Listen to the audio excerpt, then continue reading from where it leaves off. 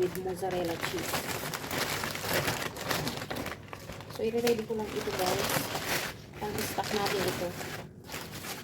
Ayan, fresh na fresh ang kanyang bread guys. From Mulandur.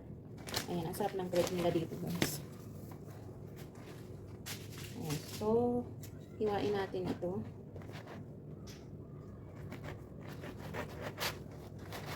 Hatiin natin siya guys.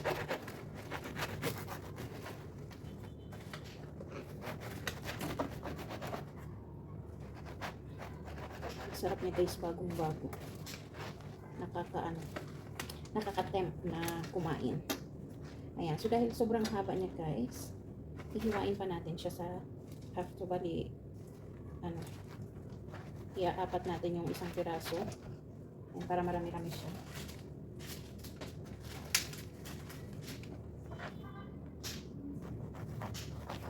Ayan, masarap ito guys. Kung gusto nyo ng breakfast, dinner, pwede ito.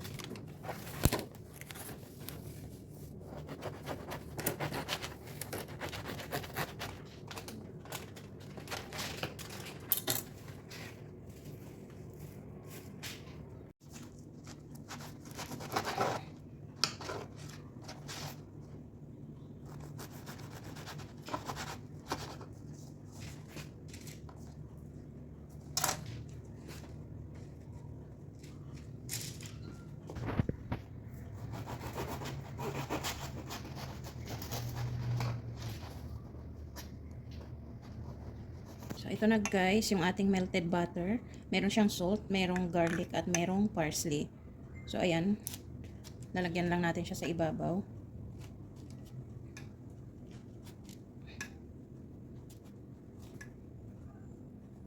Ayan. Pwede nyo yan guys i-prepare before nyo kainin. Halimbawa, gusto nyo ng stock, pwede nyo siyang ilagay sa freezer. Ayan. Yung mga wala masyadong oras, pwede nyo siyang i-prepare para meron kayong naka-ready pag ginugutom kayo guys.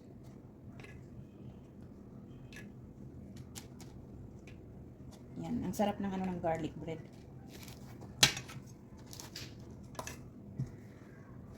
Simpleng-simple lang.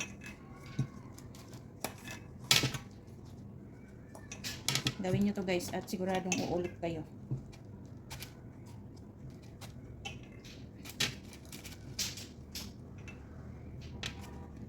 Medyo dami-damihan nyo para mag-absorb naman siya sa loob yung lasa.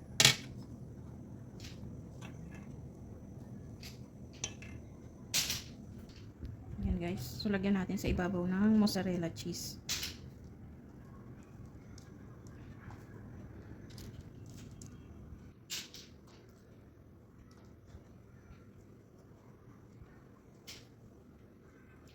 Ayan. Kayo na magtansya kung gaano karami ang gusto nyong ilagay. Ayan, syempre masarap kapag maraming cheese. Kasi parang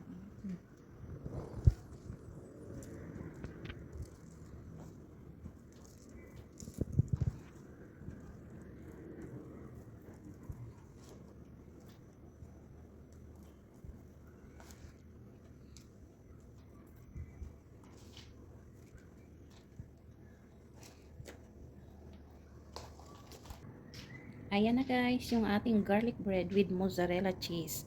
Ayan, so ilalagay lang natin sa oven yan hanggang sa mag-melt yung kanyang cheese. At syempre, kailangan palutungin natin yung kanyang bread. Ayan, para crunchy siya guys. Ayan guys, so nilagay na natin sa oven.